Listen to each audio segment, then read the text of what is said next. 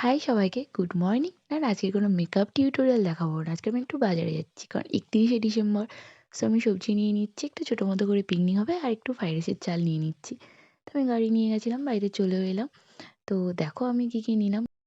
তো আমি ক্যাপসিকাম, গাজর, মটরশুঁটি, বিনস সব নিয়ে নিয়েছি। আর আমি একা একা তো ভিডিও করতে পারছি না। তো নর্মালি দেখো যেটুকু পারি সেটুকুই শেয়ার করছি। আর সবজিগুলো সব কেটে নিচ্ছি ধুয়ে। জলে ভিজিয়ে রেখেছি কাজু কিশমিশ, কারণ একটু বেড়ে যায়। আর সবজিগুলো সব কেটে নিয়েছি। আমি জলের মধ্যে এলাচ লবঙ্গ ভেঙে দিয়ে দিয়েছি। আর চালটা আধা ঘন্টা আগে ভিজিয়ে রেখেছিলাম, সেটা নিয়ে নিচ্ছি। আর চিনি বেটে নিলাম, আর এলাচ লবঙ্গ সব বেটে নিচ্ছি লাস্টে দেবো বলে।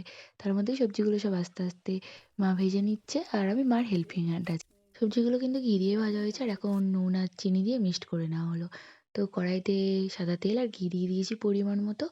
ভাতটা 90% ফুট করার আগে তুলে নিয়েছি, যাতে ঝরঝরে থাকে। আর দেখো ঝরঝরেই আছে। তো সবজিগুলো দিয়ে দিচ্ছি। আর তোমাদের যদি পরিমাণ বেশি হয় তোমরা দুবার ধরে করতে পারো। আর আমি একটু চিনি দিয়ে নেবো, আর যে মশলাটা বাটা ছিল সেটাও দিয়ে নিচ্ছি। আর 2-3 মিনিট রাখার পর দেখো আমাদের ফ্রাইড রাইস রেডি। তোমাদেরও ফ্রাইড রাইস কেমন লাগে অবশ্যই জানিও।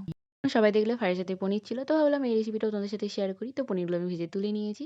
তারপর কড়াইতে সাদা তেল, একটু 5 ফোড়ন, একটু আদা আর একটা লঙ্কা দেওয়ার পর নুন আর একটু হলুদ দিয়েছিলাম। তারপর আমি জল দিয়ে দিয়েছি। এবার ঢাকা দিয়ে রাখার পর পনিরগুলো দেবো।